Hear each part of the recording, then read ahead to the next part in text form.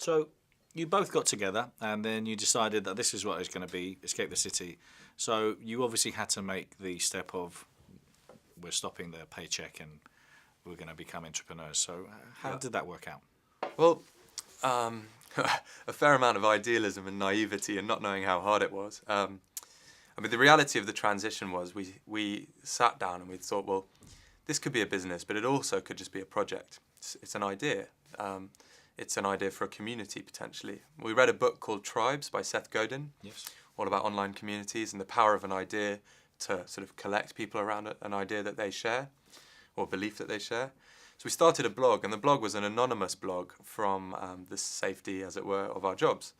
We said, well, let's start talking about this idea in public and let's see whether or not our mates initially and then strangers are interested and whether or not there's potential.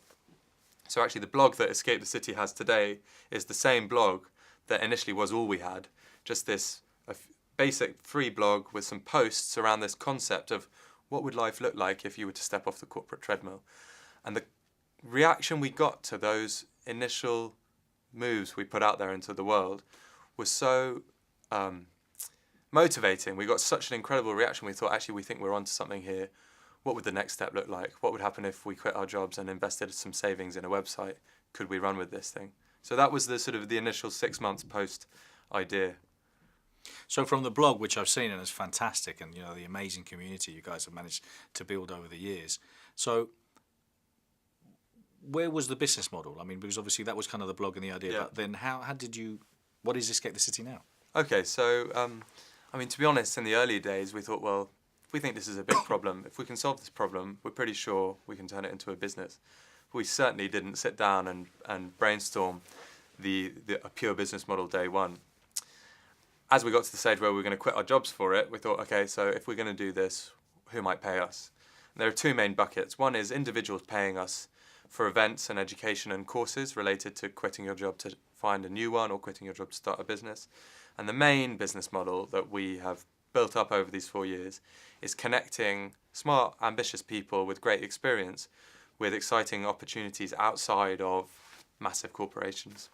So it's a recruitment business model with a very heavy tech element whereby we're not headhunters or recruitment agents. We're building a platform whereby we're trying to matchmake people with new employers related to what those people want to do and what those employers can offer.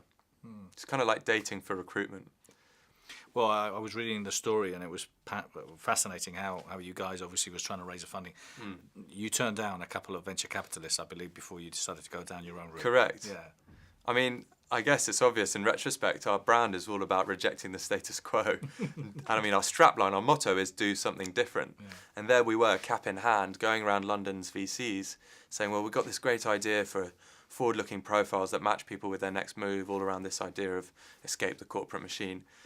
And something just didn't feel right there. I mean, pitching VCs is as hard as I guess you can imagine it would be, and it was not a fun experience, but it taught us a lot.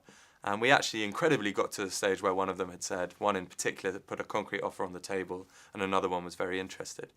And at the same time, we'd been exploring this thing called crowdfunding, which had only just started in the UK for shares, for investment, not just for pledges like Kickstarter. So we had this kind of head and heart decision to make, where we had this established route to finance a business, more or less there, ready to go.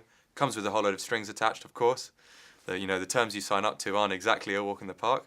And then this outlier, basically, could our own community fund this? And what would that mean? What would that look like?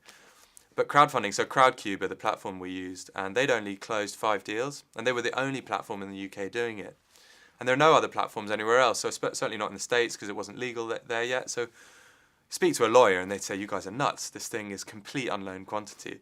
And so as our track record would suggest, we thought it through a little bit and then went with the heart and incredibly pulled it off. So we raised 600 grand in about 14, 15 days, hit our target. We were fortunate in that our crowd, in inverted commas, the crowd, came from our member base. So we weren't starting from cold on 0%. We already had 50,000 people who had seen the first 2 years of the journey. I mean, that was one of the most incredible experiences of my life, was these people, many whom I'd never met, putting money behind our business based on what they'd seen us build in those first 24 months. Now the pressure's on. It's good pressure. Good pressure. Good Good pressure. problem to have. Yeah, it's a good problem to have.